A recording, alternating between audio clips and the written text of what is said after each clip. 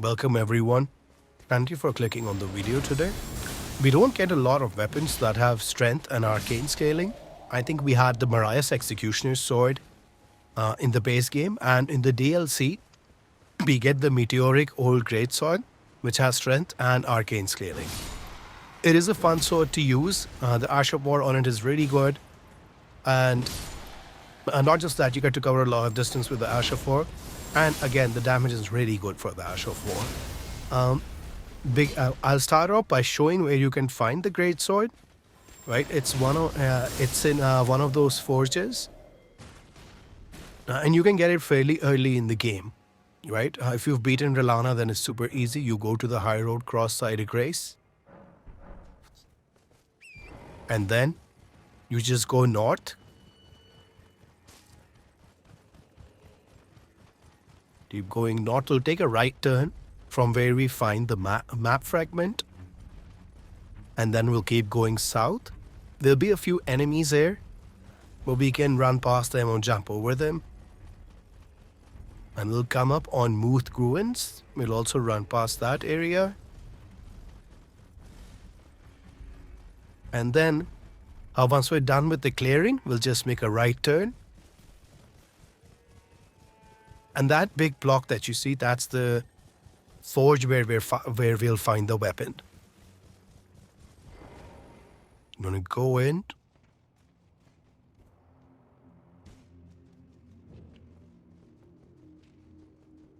And then we're just gonna light the grace, and then go straight from there up the ladder. And we're gonna pull this lever. So the strange part, or the fun part about this particular forge, is that it has a lot of similar looking areas, right? So you do get confused. There aren't a lot of enemies here, except those big trolls.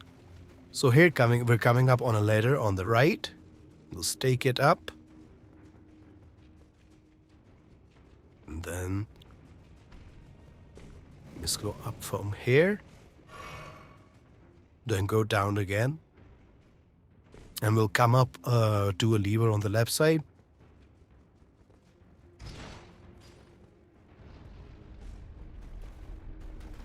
So the forge was right opposite that lever. We're just going to go back, pull this lever, and then go back on the door. It'll act as a bridge for us to get there. And here we get the Meteoric Sword and the Ancient Dragon Smithing Stone. So the Greatsword is a colossal sword, so it has the colossal sword moveset. You just saw the R1s. This is the heavy attack. This is the heavy charged attack.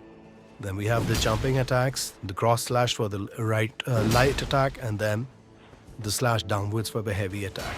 And we have the running attacks.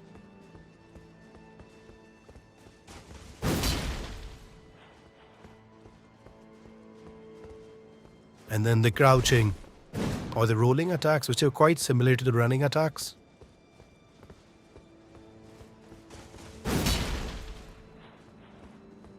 And then we have the Ash of War, White Lightning Strike. So the Ash of War has two benefits. A, you get to cover a lot of ground with the Ash of War, so you can use it to dash as well. And secondly, the blast that you see with second blast, that does a lot of damage. We're done with the moveset. Let's move on to what you can do, what build you can have to really increase damage. But before I do that, just a few things about the weapon. So the weapon requires 35 points in strength, 10 points in dexterity, and 19 points in arcane for you to effectively use. At plus 10, so it is a somber weapon. It needs somber smithing stones to upgrade, and when you go up to plus 10, you'll get B scaling in strength, E in dexterity, and B in arcane, right? The Ash of War, White Lightning Strike, does really good damage. It is a very fun Ash of War to use, especially with the open world enemies as well. If you have a bunch of enemies, because you do a secondary blast, and it really helps, dish out damage to multiple enemies at the same time. About the build. I tend to use the Rakshasa's armor set because it gives me 8% more damage when I have all 4 pieces on. So I keep all 4 pieces on if I'm not doing a bleed build. So for this, I use all 4 pieces of the Rakshasa armor set and get 8% more damage. For my first talisman, I use Shard of Alexander, which increases the damage of my skills by 15%. Since this is a colossal sword, I also like using the two-handed sword talisman, which increases the damage of my two-handed weapons by 15%. This does not stack with Shard of Alexander, so it doesn't affect your skill damage, but it does affect your R1s and R2s. For the third slot, since I'm wearing the Rakshasa armor set, it doesn't have a lot of physical defense. I use the Dragon Great Shield talisman because it increases my physical damage negation by 20%, which comes really helpful if you're fighting a boss or something. For the fourth slot, it's a choice. You can go for the Magic Scorpion charm since the weapon does magic damage. You can use the Magic Scorpion charm. It'll increase magic damage by 10%, 12%, but it will also let you take 10% more physical damage. So it increases magic damage by 12%, but it also lets you take 10% more damage. If you don't want to do that, and let's say you're a 150 level character and you don't have a lot of endurance, because the weapon does weigh a lot, I think it weighs 22 points, you can use the Great Jar's Arsenal, which increases your equip load to 19%. As for your physic tier, you can go for the Magic Shrouding Crack tier. It'll increase magic damage by 20% for 3 minutes. You can also go for the Stone Barb Crack tier, which increases stance damage by 30%, but it only does it for 30 seconds.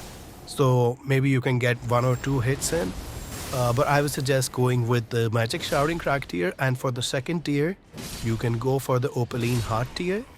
That increases your physical damage negation by 15%, but it does it for 3 minutes, which is a really good time, which is a really good duration because most boss fights average around 3 minutes. I hope you guys really enjoy the weapon and you enjoyed the video. For more Elden Ring content, you can see one of the videos on the screen. And for more dumb ways to game, please do subscribe. Thanks.